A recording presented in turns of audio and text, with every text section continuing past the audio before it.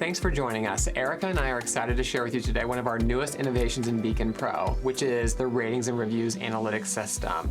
We built this technology to help brands and manufacturers solve one of the biggest problems in retail, which is really monitoring all of the customer and shopper feedback across your product catalog. Not only monitoring it, but helping decipher and diagnose and understand the key themes about what shoppers are saying about your products, what they like and what they don't like. And this data set is really fascinating, partly because we put it inside the Beacon Pro system. So right alongside analyzing your sales and traffic and conversion, you can understand the ratings and reviews, journey of your products, and that's going to help you understand what's driving really conversion and sales for your product. So we'll take a look at some examples in the platform today, but I'm really thrilled to have you join me for this because in your current role at Stackline, you help advise many big brands and manufacturers on their business and how to grow their sales. So thanks for joining us. Of course.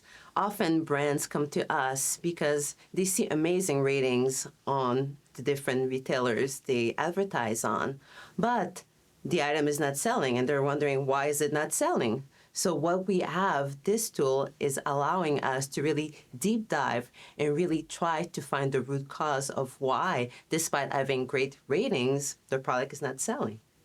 I completely agree with that. It's such an important topic. And as we take a look at the Ratings and Reviews module in Beacon Pro, we've aggregated for our clients all of the most important metrics around this part of your business. Not only do we show the trends and the volume of ratings and your average star rating, but also diagnosing what's happening in the actual reviews themselves.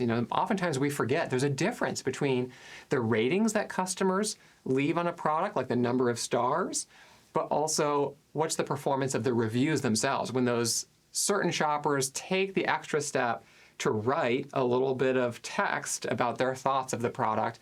And oftentimes, the sentiment is very different between those two things. As you can see in this particular example that we've shown you on the screen, the average star rating for this brand is 4.7 stars. So on the surface, it seems like things are great. It's amazing. Yes, but in the second column, you can see on the ratings and reviews, the actual text that customers have written about the products, the average star rating on those reviews is just 3.6 stars, so a whole star lower. And what's challenging about that is this particular brand probably wouldn't feel great about the 3.6 rating on the reviews themselves. And in fact, it's even more important, I think, than the star rating because the reviews are what shoppers are reading. When a new customer is brought to your product detail page and they read the title and bullets and description, that's all great. As they scroll down and they decide to read through some of the reviews that other shoppers have written, that second column is really a quantified score of what is the quality of those reviews themselves too. So I like the fact that we've broken out those metrics a little bit separately here. The other type of metric that we'll take a look at that's relatively new is we call it the review quality score. And we feel like this is an important set of data around how good are your ratings and reviews in terms of, for every review, did that shopper write a lot of copy or just a couple of words, right? So you can see the word count is measured here, or the keyword count is the next sub-metric of quality score, where we look at, did the shopper write some really important search terms or keywords that are sort of hot button topics in that particular category for your business? We also measure the writing quality. Did they use the correct spelling and grammar and punctuation, or did they not sometimes? So it's really helpful to understand what is the actual quality of this review in terms of the writing and the images and the videos that were used.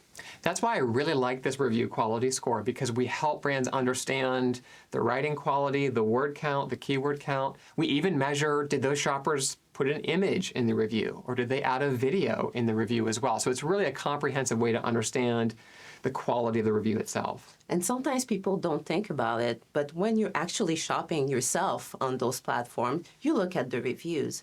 When you're looking at those reviews, if someone just left 2 words saying, product very good, you'll be like, okay. But if someone else left maybe 5 sentences really explaining why they like the product or didn't, that will really influence your decision of buying the product or not. Michael, can you show us a few examples of those type of reviews? Absolutely. Let's look at some real world examples here. I'm going to scroll down. There's a lot of great data in this section, so we'll scroll right past some of it.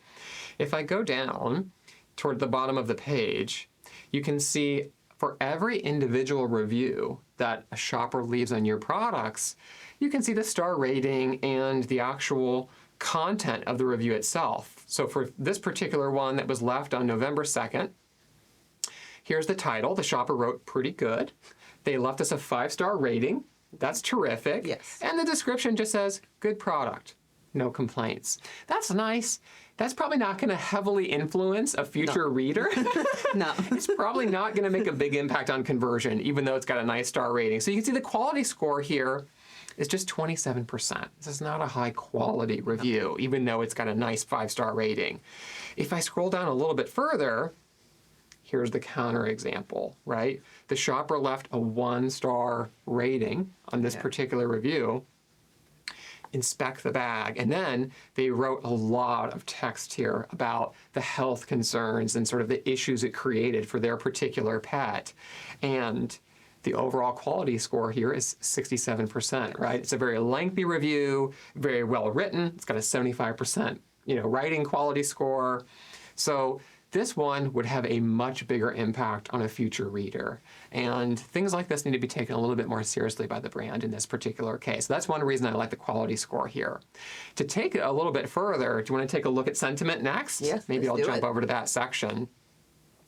In addition to understanding the quality of every review, our data science team used large language models to read every review for our clients and do some of that heavy lifting for them. And it organized what are the key themes that shoppers are saying about your particular products.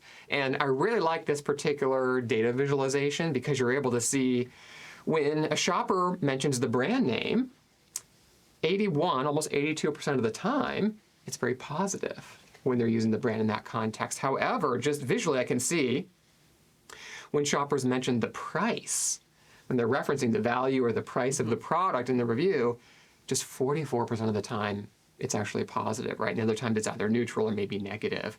And then the other example here is pickiness, right? If their pet in the household maybe has Doesn't like it. Exactly. They're a picky eater in many ways. Roughly just half of them are positive reviews. So those kind of stand out to me as maybe issues that the brand could dive into a little bit further here. And I think what's great about this is also those sentiment can be used to add to your content and add to the bullets and information you put on the PDPs. Because if people feel really positive about your brand when they're shopping, you should emphasize your brand presence on your PDP.